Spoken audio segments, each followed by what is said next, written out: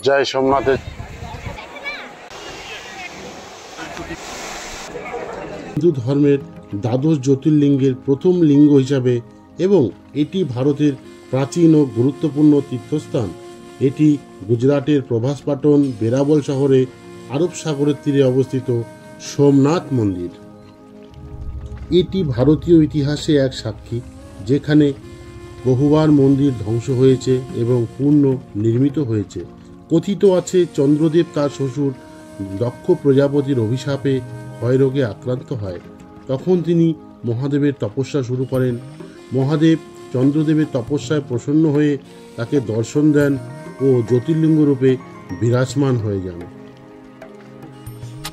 সোমনাথ মন্দির প্রথমে আক্রমণ শুরু হয় 1025 খ্রিস্টাব্দে, তারপরে 1299 খ্রিস্টাব্দে, তারপরে 1665 খ্রিস্টাব্দে, সর্বশেষে পুনর্নির্মাণ হয় স্বাধীনতার পর 1947 খ্রিস্টাব্দ থেকে 1951 খ্রিস্টাব্দে। ভারতের প্রথম স্বরাষ্ট্রমন্ত্রী সর্দার বল্লভভাই প্যাটেল ও প্রাণ প্রতিষ্ঠা করেন প্রথম রাষ্ট্রপতি ডাক্তার রাজেন্দ্র প্রসাদ। বর্তমানে সোমনাথ মন্দির চালুক্য স্থাপত্যশৈলীতে তৈরি। মন্দিরের প্রধান গম্বুজের উপরে 7.5 কেজি ওজনের স্বর্ণমণ্ডিত কলস রয়েছে। চলুন আরেকটি আমরা এই মন্দিরের রহস্যময় জিনিস দেখব। মন্দির থেকে এই দেখুন সামনে দেখা যাচ্ছে সবুজ রঙের যে তীর চিহ্ন।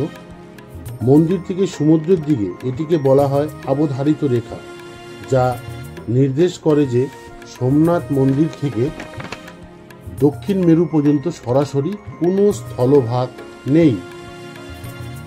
এছাড়া 15 ফুট লম্বা স্বর্ণমণ্ডিত ধ্বজ পতাকা মন্দিরের চূড়ায় উঠছে। সোমনাথ মন্দির শুধুমাত্র একটি ধর্মীয় তীর্থ নয়, এটি ভারতীয় সংস্কৃতি, আস্থা এবং পূর্ণ জাগরণের প্রতীক। শতাব্দীর পর শতাব্দী ধরে এটি আক্রমণের শিকার হলেও প্রতিবার নতুন করে গড়ে উঠেছে, যা মহাদেবের শক্তির চিরন্তন প্রমাণ। এইখানে কোনো রকম ইলেকট্রনিক ডিভাইস নিয়ে মন্দিরে প্রবেশ করা নিষেধ। এটি হলো পুরনো সোমনাথ মন্দির। যখন মন্দিরে আক্রমণ হয়েছিল, শিবলিঙ্গকে এখানে এনেই পুজো করা হয়েছিল। এটি হলো মন্দিরের বাইরের অংশ। জয় সোমনাথের জয়। আমরা আজকে এসেছি এখানে, ভিতরে ক্যামেরা মোবাইল কোনো কিছু অ্যালাউ নেই। তো আমরা এখানে বাইরে থেকে মন্দিরের ঠিক পেছনে কাছে সমুদ্র রয়েছে, সেই সমুদ্র সৈকতের পাশে দাঁড়িয়ে আমি আপনাদেরকে শোনাচ্ছি এবং আপনারা দেখুন। আমাদের খুব সুন্দরভাবে দর্শন হয়েছে। চলুন এখন আমরা সমুদ্রের বিচে ঘুরে আসি।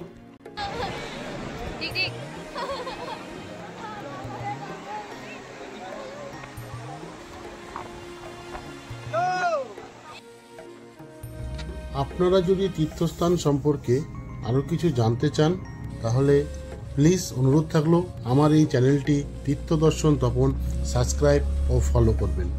আর হ্যাঁ, আরেকটা কথা, আপনি কখনো যদি গুজরাটে যান তাহলে অবশ্যই দর্শন করে মহাদেবের কৃপা লাভ করবেন।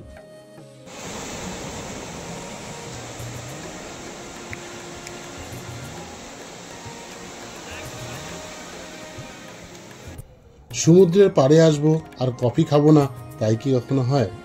আরেকটি কথা, এই মন্দির দর্শনার্থীদের জন্য থাকা খাওয়ার বিশেষ ব্যবস্থা রয়েছে। মন্দির কমিটির তরফ থেকে প্রতিদিন দুবেলা ভক্তদের জন্য প্রসাদ পরিবেশন করা হয়, যা অত্যন্ত সুস্বাদু। সকাল 11টা থেকে 3টে পর্যন্ত এবং সন্ধ্যা 7টে থেকে 11টা পর্যন্ত। আমরা প্রসাদ নেওয়ার জন্য লাইনে দাঁড়িয়ে পড়েছি। এখানে টোকন নিয়ে লাইনে দাঁড়াতে হয়, তারপরেই প্রসাদ নিয়ে আপনি সেবা করবেন এবং আপনার যদি কিছু মনে হয় দক্ষিণা আপনি দিতে পারেন দান বাক্সে। কেমন হয়েছে খাবার হরি? ভিডিওটি কেমন হয়েছে অবশ্যই কমেন্ট করে জানাবেন। হর হর